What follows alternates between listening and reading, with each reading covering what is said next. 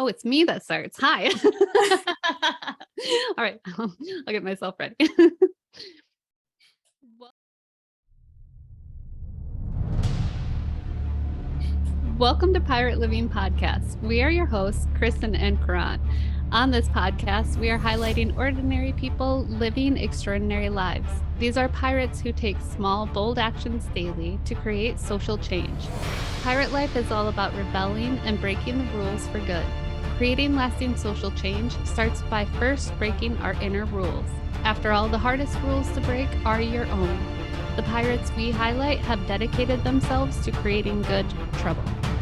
Today, we're chatting with Maria Capolupo. Maria is a grief support specialist and end-of-life caregiver, also known as a death doula. Maria supports people emotionally, physically, and practically at the end of their lives. Maria also works with people who are grieving and provides them tools to move forward in life after a death. Maria is also helping shift society's perception of these topics from taboo and frightening to facts of life and facets of love. So welcome, Maria. We're really excited to be chatting with you today. Thanks so much for having me. We would just love for you to share with us the story of your pirate journey and how you got to be a death doula and where you are today. Thank you. I would love to tell you. I came to it by accident, actually, which seems to be the way we always come to the best things, right? Is by accident. But I am a professional musician. And I started thinking about shifting careers because I'm not getting any younger and being out until 4 a.m. was exhausting and so on. I knew I wanted to help people. I just didn't know in what capacity. And an acquaintance who is apparently intuitive sent me a link in an email and said, I feel like you need to see this. I'm sorry if I'm wrong. Mm-hmm. I followed the link. It was the course for end-of-life caregiving. I read it and I still years later get goosebumps thinking about it, because as soon as I read it, I knew that that's exactly the path I needed to be on. That's exactly what I was meant to do. And that was quickly followed by a significant death in my family. And so before I even took the course or anything, I was helping this family member at her end of life. And then I remembered this email, I remembered the link, and that is what pushed me to finally take the course and start this work. Mm-hmm. So what does that training look like? I ended up doing 2 different courses. The first was the end-of-life caregiver course, and we study everything from the biology and chemistry and physiology of dying to how to be supportive at bedside for the dying person and their family, what we are legally allowed to do and not allowed to do. We also study different ceremonies and after-death care, all the different options of what can be done: aquamation, cremation, burial, natural burial, all of that. We talk about the societal impact on our grieving and how in North America, we'll get into this more because it's a huge part of my work, but in North America, we're taught to stuff it down and get over it and be okay. And how do we navigate that and help people properly grieve? So the course was comprehensive. It covered everything. It was amazing. And then by accident, I started having people come to me asking for help with their grief. So then I took a grief support course, and now I do both. Yeah, it was interesting. Obviously, just getting prepared for this podcast, I started looking in to like what is available, what does the courses look like, and I noticed that one of our local colleges now has a death doula program, and I was actually quite surprised, like pleasantly surprised. Would you say this is like something that is growing in the industry and that's a lot of need for? I mean, I can assume there's a lot of need for, but that people are realizing that this is a service that's available and utilizing it. Absolutely. The profession is centuries old. There are even cave paintings depicting a doula coming in and helping someone at end of life. However, fell out of fashion, so to speak, when dying and death became super clinical. People would get a terminal diagnosis, they'd be shoved away in a hospital room. Maybe people would visit, maybe not. And it all became a very clinical process. It's one of the most natural things as humans we can do, right? So death doulas are bringing a bit of that humanness back to it, that personal touch back to it. And yes, absolutely. It's the resurgence is strong. Colleges all over North America are offering certification programs now. When I took my course, it was the only certification program in Canada, but it's growing and more people are asking for it. It's becoming more and more in demand. As death being the one thing we can guarantee in life, it's interesting how much we like to avoid the topic, especially in North America. And that's where, as somebody who I've had a few deaths that within family, that I was living out here in Oregon. My family is back in Michigan, and at my grandparents, all 4 of them had died after I moved out this way. And the first one I got a call on, got to grieve that a little more naturally, but by the next couple, it was texts. And one of the texts was, I was on a 10-minute break from teaching. I was taking my 10-minute break at the center I worked at. Noticed I had a text from, I think, both my mom and dad saying my grandpa had passed. And then I had 10 minutes to give the news to my assistant director, tell him I just got this news, compartmentalize it in my head and decide I was going to deal with it. I'll have to figure out how to deal with this later. I need to go back to teach. So as somebody that's pushed that down and found that grief probably 2 years later, not knowing that it had been in my body, and then just all of a sudden bubbled out of me, went from laughing to crying, and knowing that crying was coming from undealt with grief. Yes. What are some of the things that you're doing to help people now with the death doula to process that grief? So that part usually comes in, well, let me rephrase. I was going to say that usually comes in with the grief support work. True. But also as a death doula, on the ground floor, asking important questions, getting people talking about what's happening and how they're feeling, rather than, the very quiet 5-minute visit, hello, goodbye, oh, it's fine, I'll deal with it another time, which often happens. Again, it's that clinical approach to things. But I facilitate conversation at bedside or in the lounge area or wherever they need to do it, so that they, right from the start, identify and understand what they're feeling, so that when that person has died, they can move forward with that grief in a healthier way. Yeah, it's dealing with it right away. If you push it down, it will manifest somehow, either emotionally, physically, or both.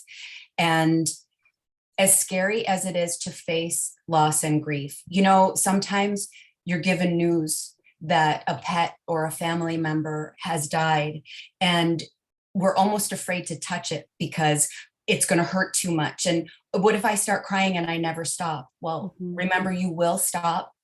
So cry it out. We have to sit in the fire.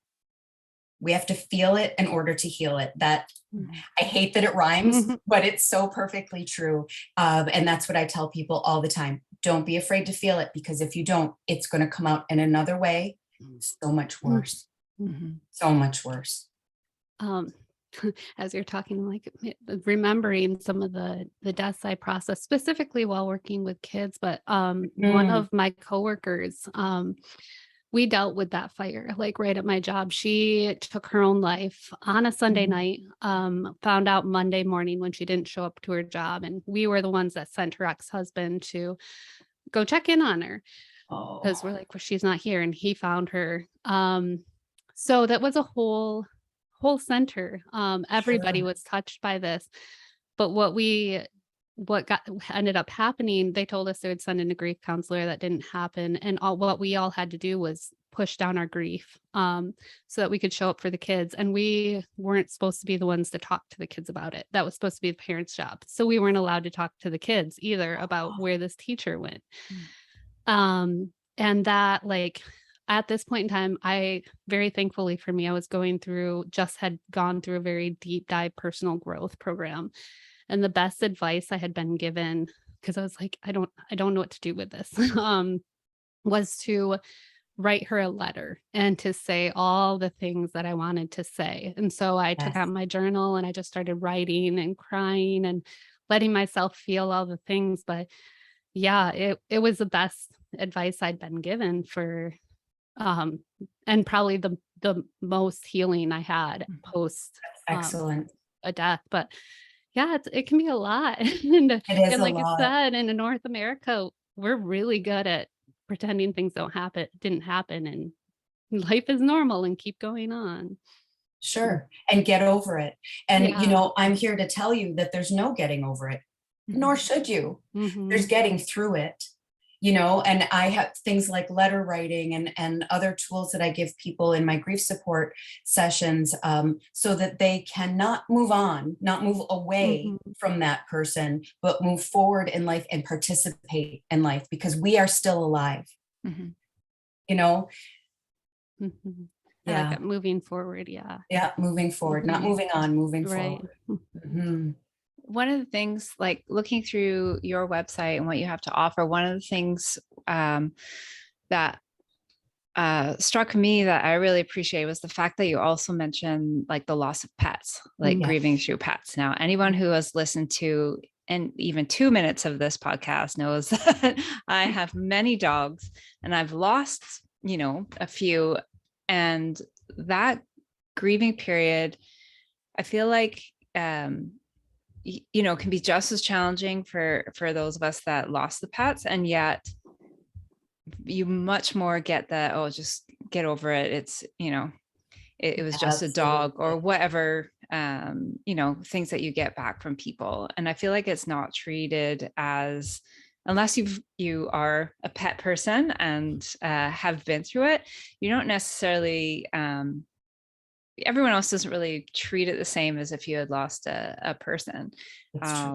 So yeah, tell me about like the whole grieving through the loss of a pet as well.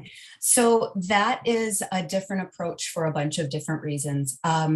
One is, like you say, most of society well, it was just a dog. What are you so upset about? You can get another dog, So society downplays it. We're not given bereavement days at work for loss of a pet.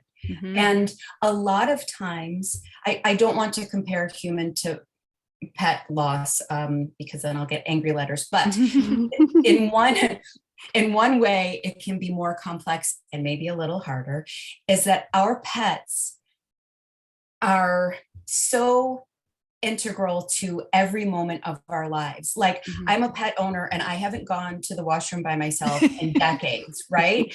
So they sleep in they sleep on our beds. They greet us when we wake up. We feed them as soon as we're making our coffee. They're like every moment that we're home, they are involved in somehow.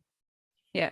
That's a massive loss when they're not there anymore, So of course there's people in our lives that are like that too, of course. But there's also the component of caregiver. We are responsible for their lives. We have decided to take them in, love them, and care for their well-being. And when there's a caregiver component to human or pet, the loss is so much more complicated. When you are responsible for watering and feeding something, right, and watching it thrive, when they die, it's extra complex. And that people, not just grief workers, but people at large, need to be more respectful and mindful of that it's not just a dog, it's a family member. I remember a coworker and her family dog passed away, and for like, of course she had to come to work. So for 3 days straight, her office door was just closed, and you would go in to like check on her, and she's just in there for 8 hours a day because she had to show up bawling her eyes out for like at least 3 days in a row, just with the door closed because she had to show up. And then I just remember feeling so terrible for her. Like, this is the last place you want to be. People calling you, asking for, seemingly unimportant work things when you're trying to grieve the loss of, your little furry companion. For sure. But yeah. Oh, and back to the people and death. I found out one of my jobs that deaths of people in your life get categorized by your bosses on what ones determine that you can take time off or not. Yes. And I had an uncle die, and uncles fall far under siblings, Yes, parents, grandparents. And I was requesting time off because my uncle died. We're having a funeral. I wanted to be with my family. And my bosses, they approved the time off, but it was almost with like this, but this isn't normal. Like, you can have it, but we're doing you a favor. And I'm like, yeah, I was closer to him than I am my own grandparents. Like, this doesn't make sense. It doesn't. Why are we? Yeah. And then say, like, if somebody that's not even family dies and you're at your job, that's like similar to with the pet, they're not going to qualify that as something that you're able to take time off for. It's true. It's true. And every relationship is unique. Every grief experience is unique. So for things to be ranked in that way in the workplace is really awful. And it's one of those things I'm trying to change as well. I mean, an employer can't give you a worksheet and say, okay, fill in who's most important. And then when they die, we'll decide if you get time off or not. But grief isn't limited to mom, dad, and grandma and grandpa, and for some people, the loss of a parent doesn't register. They don't have a relationship with the parent, but maybe their best friend dies, and that's when they need the time off and support and that kind of thing. So these things need to be revamped for sure. So with the death doula part and working with the dying, so what are some things you do with people to help them prepare for end of life? And then, we'll go from there. What are things that you help them do? Okay. So part of it is simply sitting bedside so that they're not alone. The majority of people, if they have a choice, would prefer not to be alone when they die. And so I just offer a companionship component where we can sit and watch TV, we can talk, I can read to them, whatever, company. But it's usually so much more than that because they want the emotional support. They want to talk about what they're going through. A lot of times, I would say 10 out of 10 times, the dying people that I've worked with will say, I need somebody to tell this to, but they don't want to burden their loved ones with how they're feeling and what they're going through. They already feel guilty about leaving. They don't want to share with their loved ones the depression and confusion and fear that they're feeling. So I've been trained to not only listen, actively listen, because sometimes people just need to be heard, but also when appropriate, offer advice, relaxation techniques to get out of that anxiety. And also, if they're well enough, exercises that they can do to help process those feelings. Because wouldn't it be nice to let all those trappings go and be a little bit more at peace when it's time, So there's that. I work as patient advocate. I can be a go-between for the patient and or family and the medical staff. A lot of times the patients, my clients, will feel more comfortable talking to me because I'm non-medical. They feel like I'm sort of a rent-a-friend that they can say anything to, and then I can interpret that and talk with the medical staff. The medical staff have always been super welcoming and supportive of my presence there, which is great. I also help facilitate goodbyes. If the people I'm working with have the time and desire to formally say goodbye to anyone, I can help them with letter writing or in-person goodbyes. video messages, that kind of stuff. And another part of it is legacy work. So again, depending on what the person's going through and what they're able to do, we can work on projects intended to be left behind for their loved ones.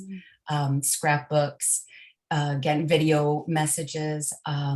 There's a lot of really great crafty type stuff that people like to do. I had a woman who she was quite elderly and was a big fan of a nice blouse. So she had lots of blouses, and we took them and cut them, and she made a quilt to leave for her granddaughter out of her blouses, stuff like that. So the legacy work is therapeutic for them in many ways.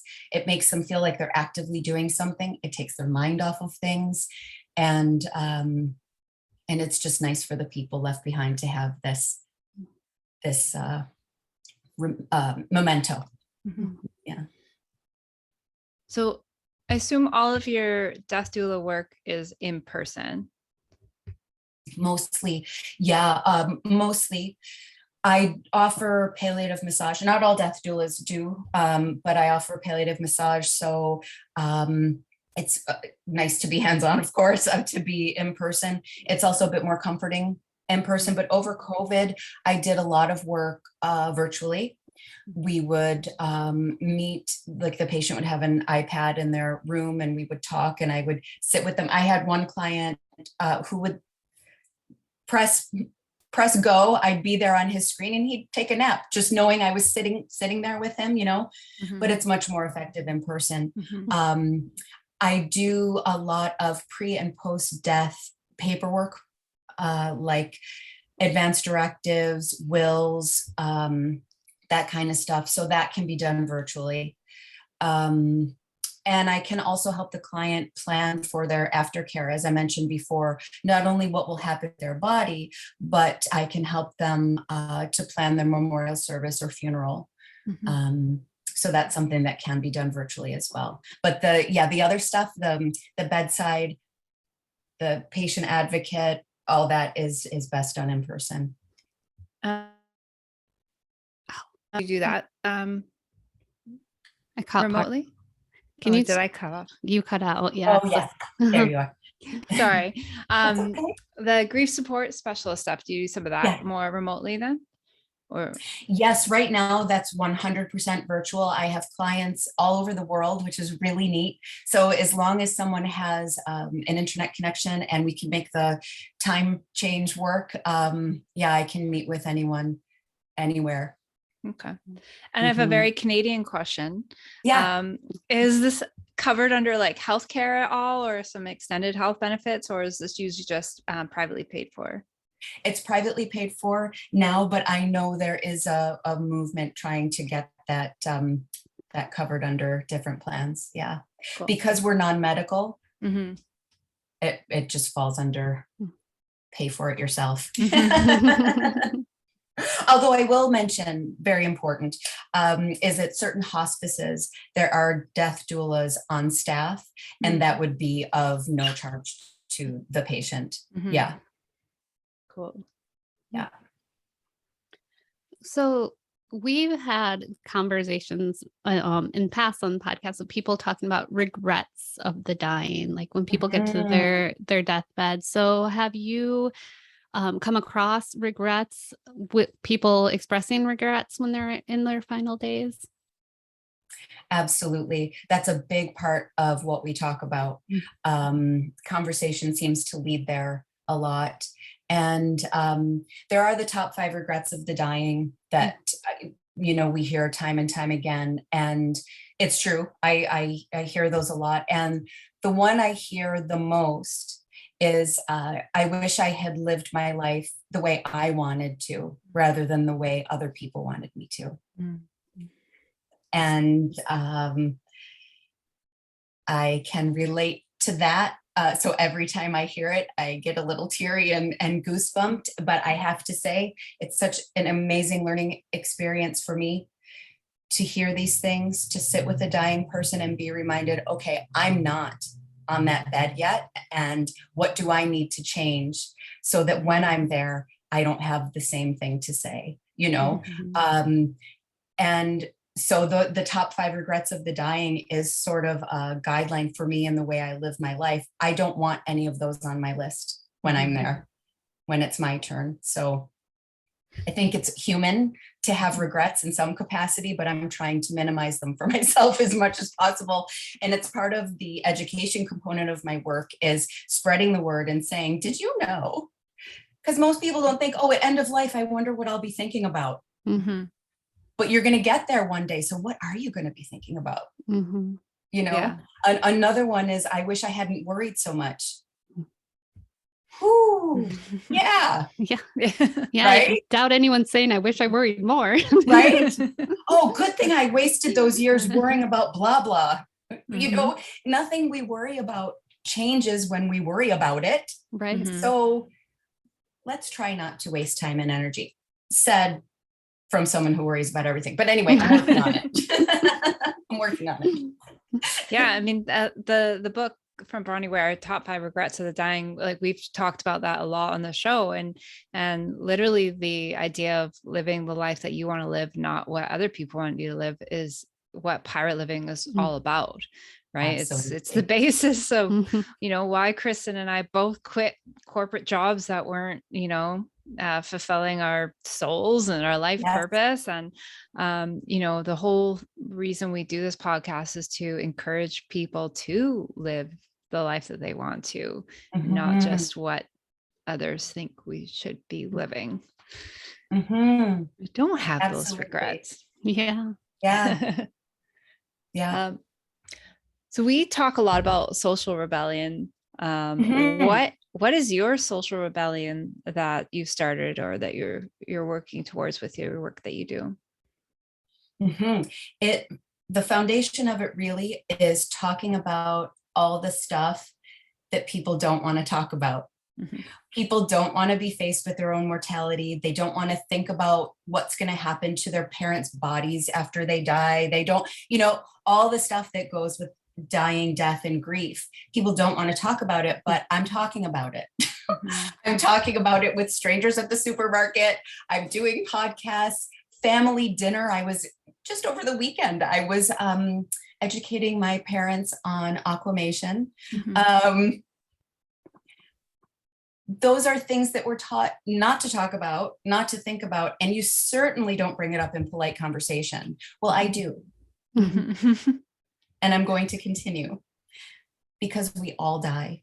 And wouldn't it be nice to be educated and open about it so that maybe it will seem less scary. And when it's our turn to go, we don't have the fear component. We have an acceptance component instead. It's going to happen. You know, even in North America, the language we use, you hear people say, if I die, X, Y, Z.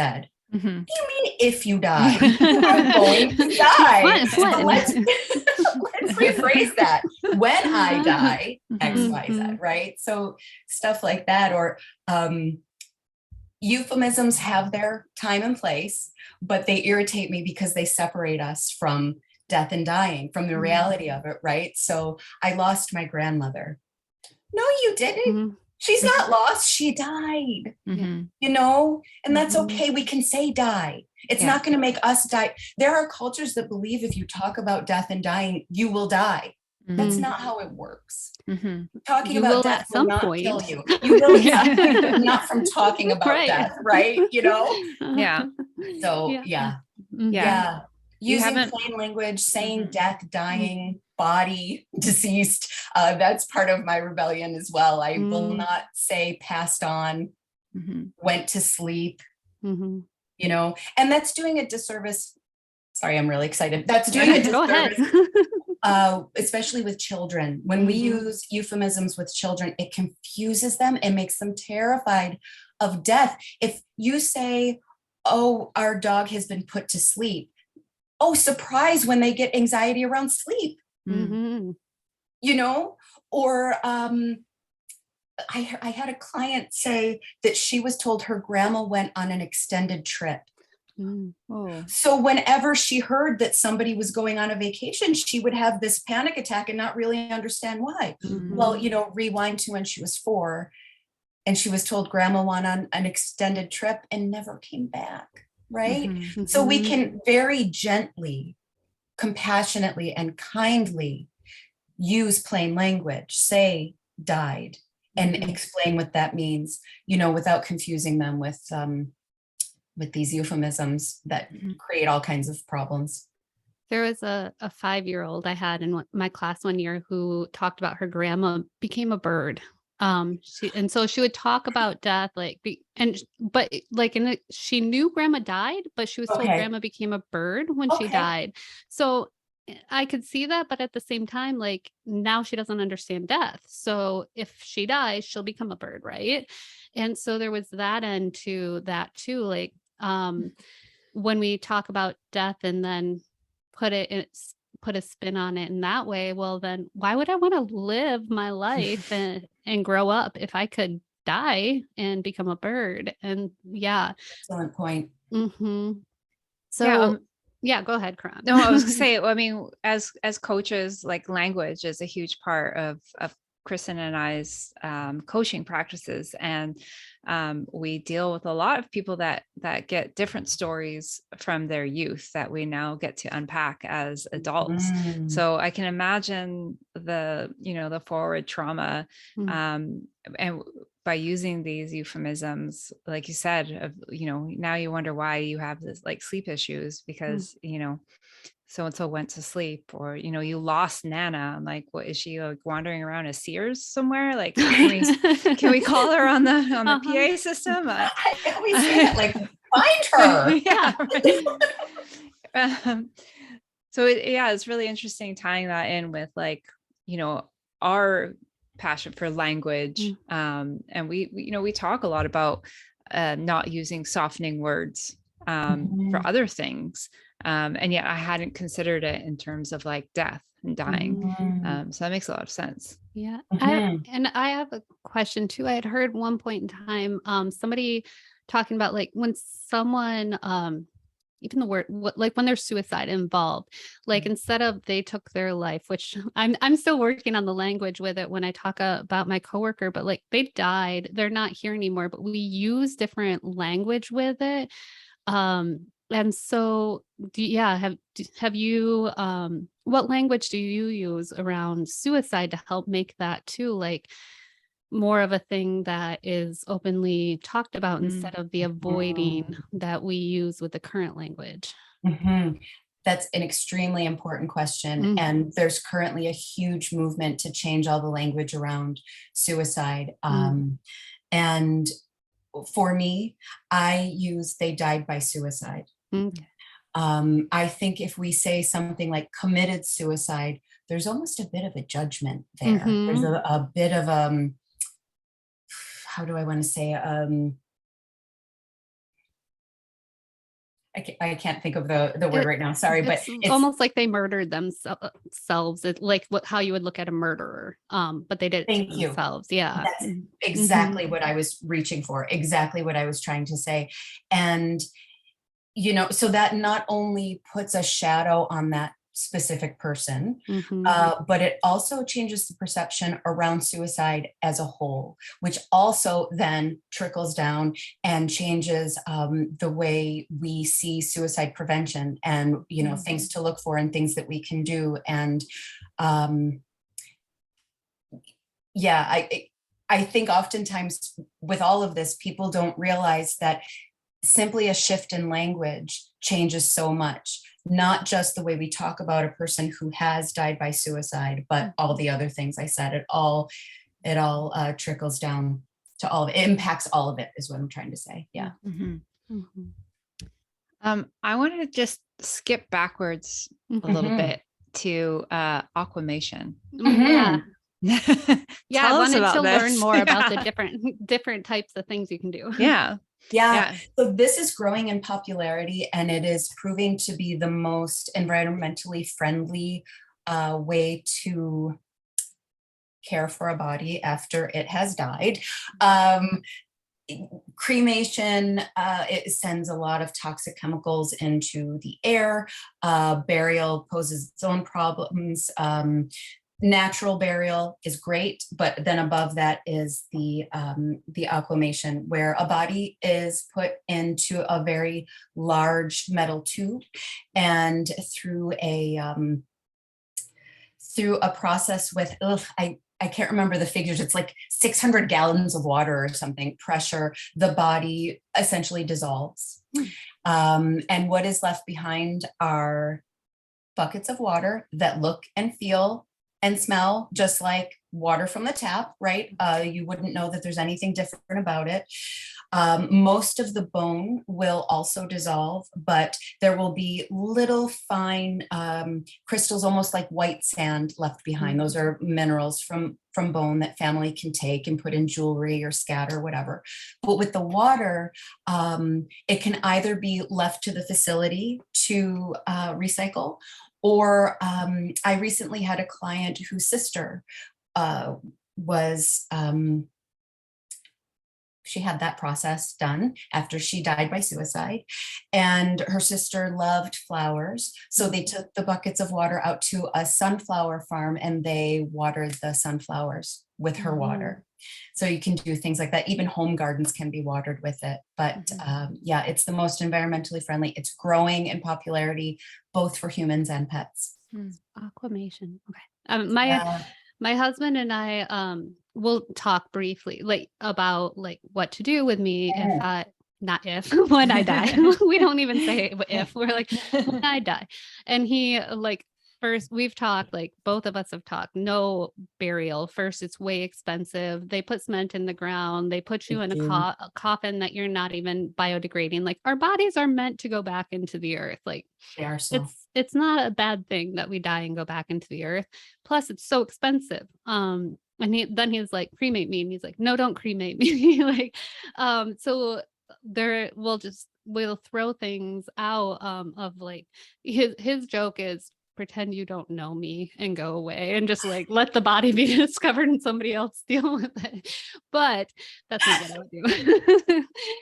But yeah, knowing what the options are is great, because there are different things that have been coming out. I've seen where you can be put into your remains can be put in with a tree, and it can be a tree you're given a tree, and then that's planting the person as well. So what are options that are available to people? Yeah, let's talk about those types of things.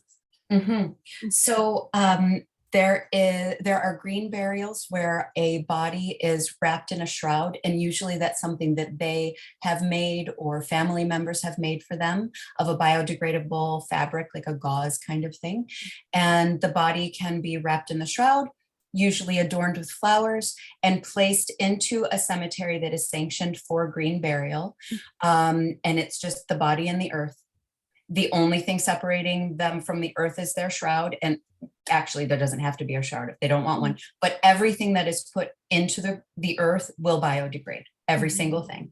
And there are no markers. The family is given a map so that they know where to visit, the general location of that person's plot, but there are no headstones, there's no markers.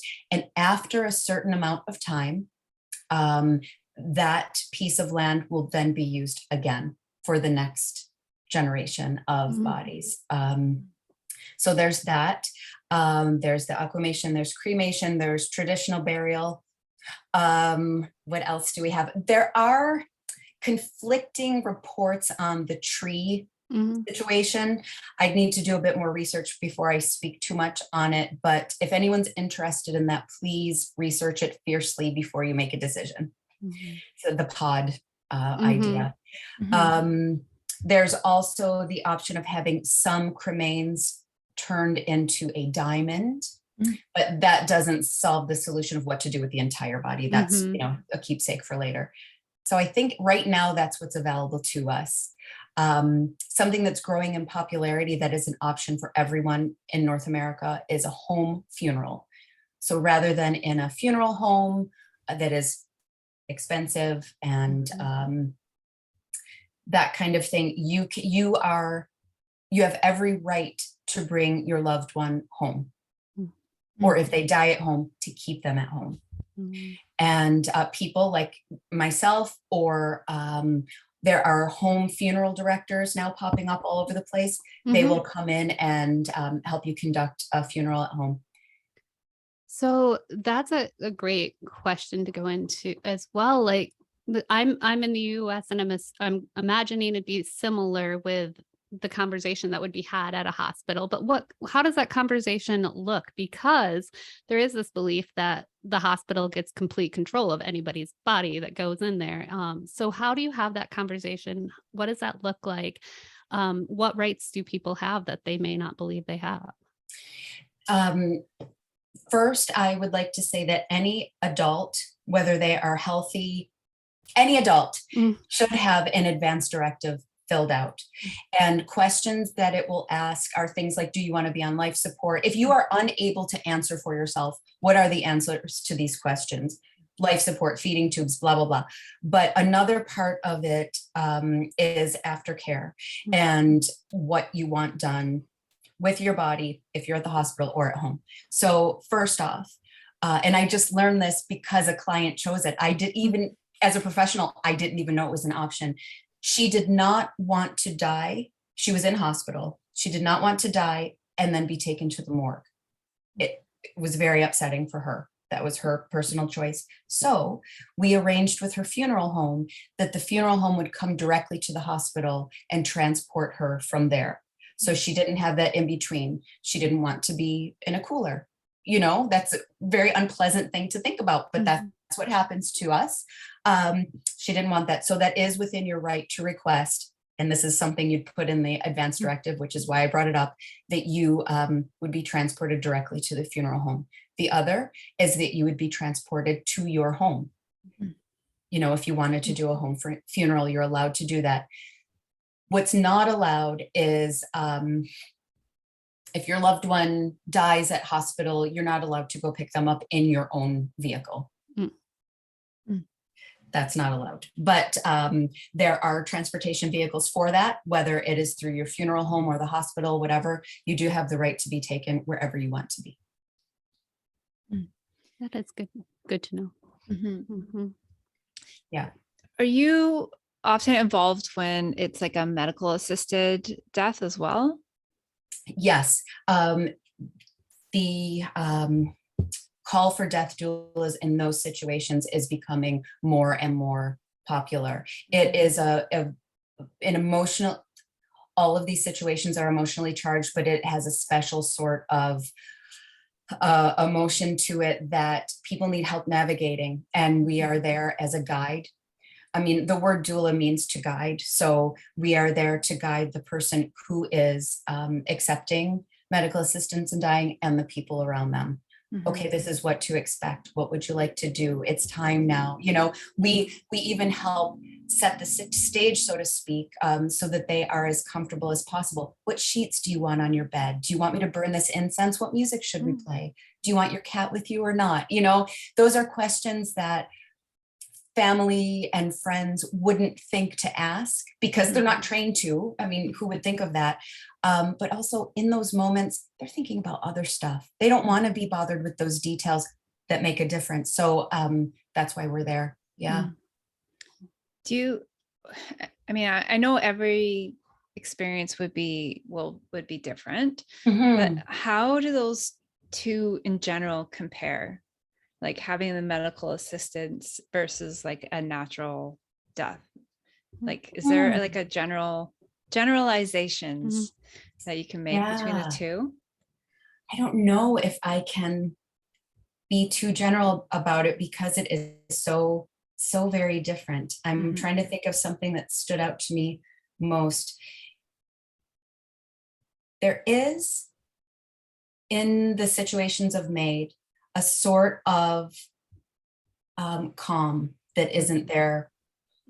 When people are experiencing anticipatory grief, there's an anxiety there. When is it going to happen? Every noise that person makes, is this it? If they're on they're hyper vigilant, right? Waiting for that moment because they don't want to miss it. Mhm. Whereas with MAID, we know exactly what time and when it's going to happen. There's a sense of control that some people really appreciate, having control over this last moment of their lives. And there's also a sense of calm and acceptance, knowing I get to choose that at 12:43, I go to sleep. Mhm. Yeah, Yeah, I mean, go. sorry. Well, I can imagine, like, if someone is suffering through an illness, like the way it is in my mind is like, I wouldn't put my pet through that. Exactly Do you know right. what I mean? So Yes. I mean, I would do what I would consider to be the more humane thing to literally end their suffering and to help them die sooner rather Yes. than to live in suffering. So it seems to me to be like a more compassionate thing to allow people to choose when they want to end their suffering and to die.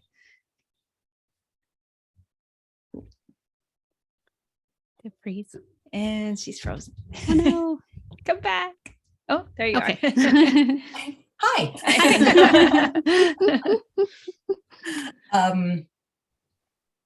Right. I have never and would never put a pet through the suffering that I have had to sit and watch human beings go through. Mhm. And some people don't want that choice for whatever reason, and that's entirely up to them. But for those who know that their time has come and they'd rather go out on their own terms rather than suffering and in such pain and fear and anxiety, I think that should be available to anyone. It is a much more, if the person wants it, it is a much more compassionate thing to do. Dying is, that's another thing in North America and our movies and stuff. It's like a light shines and we go and we're dead. No, dying is brutal. It can be brutal. There are certainly medications and things to help. There's ways that we can somehow diminish the suffering, but overall, it's no picnic. It's no fun. It's not like in the movies, and no one should have to suffer that if they don't want to. Is it's legal across Canada, right? Yeah. Is it in the States, Kristen? Do you know? No, it is in Oregon. So I think we're one of the few states that have Yes. the right to Oh, wow. choose, but nowhere else as far as I know in the US. So Mhm. I'm in the one state where you can make a decision on your death. There's a great documentary called Dying in Oregon. Have you seen that? Mm-mm. Oh, it's great. Yeah, I'll look Everyone into should that. watch it. Yeah. Yeah, Oregon has a Yeah. few things that go in for it that the rest of the US doesn't. Oregon sounds like mini Canada. Yeah, probably. Yeah. You guys just need some healthcare, and then you guys will be all set. You'll be set. I will be moving. Yeah. So yeah, with the lessons that you can learn from the dying, what are ways that has impacted you and has impacted helping the grieving to live life more fully so that when they get to when they're at their deathbed, that they can look back and instead of having those regrets, be like, I'm so happy I lived my life to its fullest. Right. Yeah. There's a quote that I love, and it is, live life so completely that when death comes like a thief in the night, there will be nothing left to steal. I love that. And that's something I keep in mind all of the time. You know, we have choices in life. Oh no. But, you know, we have choices. Do you want to be happy today or worry about every little thing? You know, whatever. So that's the biggest lesson for me. I used to be a worrywart. I was worried about everything. I was constantly ruminating. And in my studies of death and dying, and in my time, especially in the presence of the dying and their families, I have learned to just let it go. Let it go. worrying about it isn't going to change a thing. And when it's your turn to be on your deathbed, you don't want, like I said before, you don't want to say, oh, good thing I spent 3 hours worrying about that thing that I don't remember anymore. Right. Yeah. There's that. And the other big thing is, do not be afraid to feel your feelings, whether they are good, bad, whatever. Feel them, process them, and take a deep breath and carry on. Don't be afraid of your feelings. They're just feelings. It's okay. Yeah. And it will sound super corny, but the truth of it is I appreciate little things like leaning against a tree in the park more than I used to. You know, stuff, those experiences that are quintessentially human, putting your feet in the grass, or, you know, listening to a baby laugh, whatever, whatever cliche you want to use. It's true. It's richer knowing that one day you will die. And when you get to your deathbed, you're likely not going to say, I'm so glad I spent all my time searching social media, waiting for the likes from all those people. You're going to wish you'd spent more time with the people close. Yeah. Yeah, you're not going to regret that you didn't lose that 10 pounds that you've been trying to lose your whole life. Exactly. Yeah. I had a client a couple days before her death. They brought her food tray in and she said, oh, that looks delicious, but I can't have it. It's not on my diet. Oh. So I can't say, you're going to be dead soon. Please enjoy your stay. You know, I had to find a way to around that. But those last 10 pounds, they don't matter. Or, you know, allow yourself to enjoy a steak, whether you're dying or not, or whatever you like to eat. Yeah, that's important. Eat the ice cream. Eat the ice cream, eat the cake, buy the shoes, whatever. Life is to be enjoyed, and not in a weird toxic positivity way where woo, everything's great, but just here's a big one: be present in the moment, not only for yourself but for others. Huge lesson learned. We've all heard that a million times, and we all say, oh yeah, I do that. We don't do it enough, and that's a key to like everything, really everything. Because if you're present, going back to what I said before 8 times about worry, you can't worry if you're present, right? So that's a big piece of it. So what does good trouble mean to you, and how are you creating good trouble?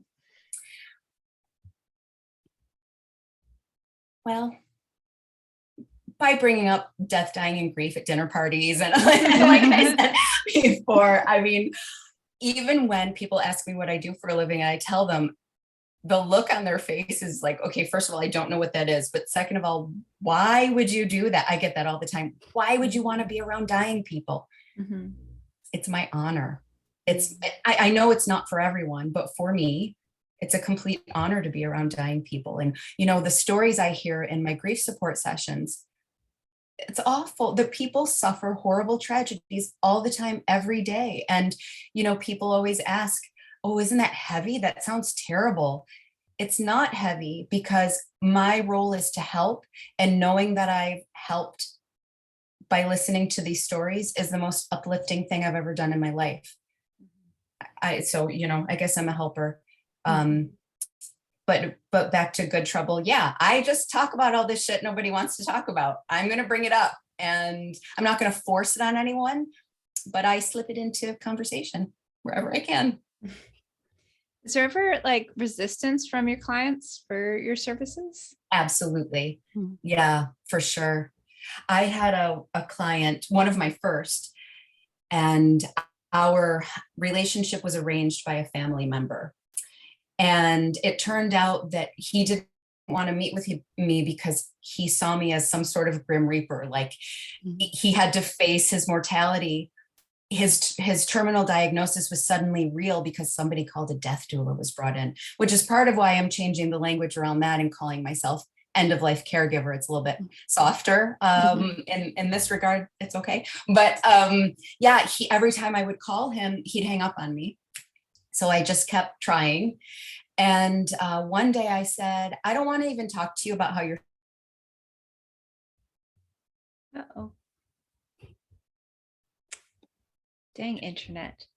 feeling or what's going on with two of There my you go. favorite things. So do you think we could just chat?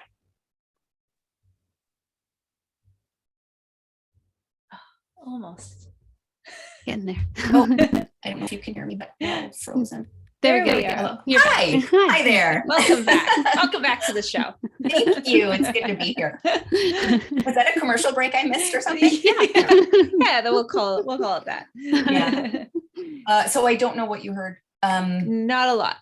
Okay, so there is resistance. I had a client in particular who kept hanging up on me. He didn't want to talk to me. He did not want to face his impending demise. So one day after he'd hung up on me 6 times, I called him and said, look, I don't even want to talk to you about what I've been hired to do, but I heard that you really like coffee and rock music. And those are 2 of my favorite things. So could we just talk about that? He's like, I guess.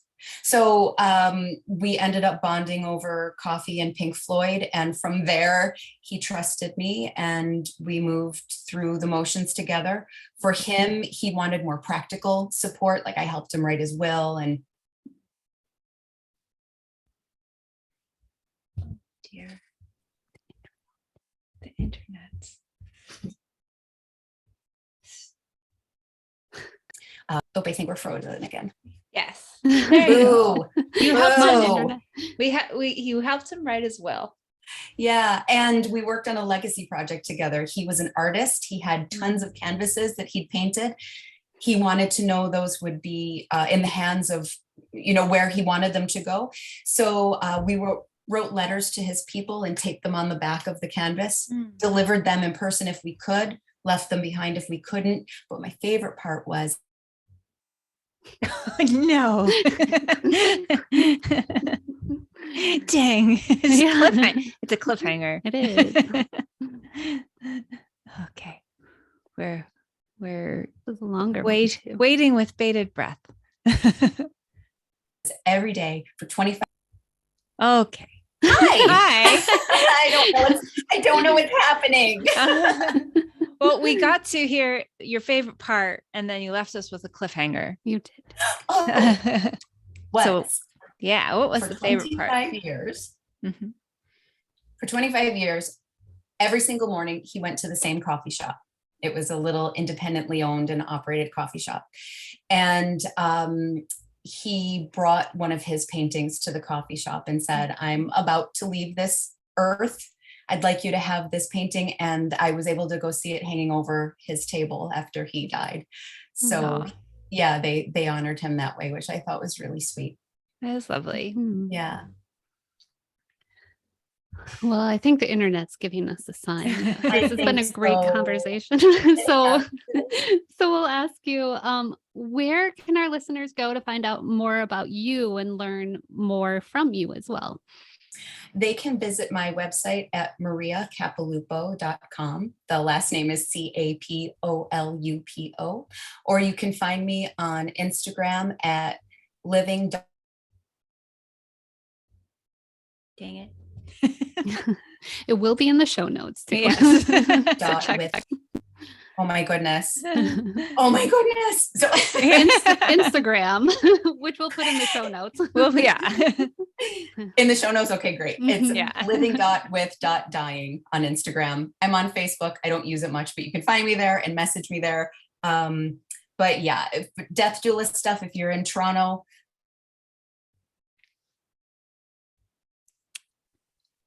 Darn. I'm happy. My goodness. It's getting closer. If you're in Toronto, go. Just go to Maria's house. If you're in Toronto, go to Guys, if Maria's you're in house. Toronto, come over. There's Yeah, always address coffee in the show on. notes. It's fine. Totally normal. Thank you. Thank you. Okay, let's see if we can get through then one last question, and how you might recommend our listeners go about starting their own pirate life or living their life to the fullest. Ooh, I'm going to go back to the regrets of the dying, and live. Are we frozen? No, you're good. still We here. got Find the courage to live the life that you want to live and not the one that other people expect for you.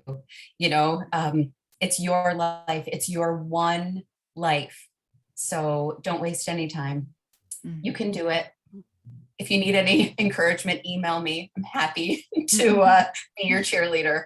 But yeah, live your life by your definitions, for sure. Yeah, I love that. We love that. Yeah.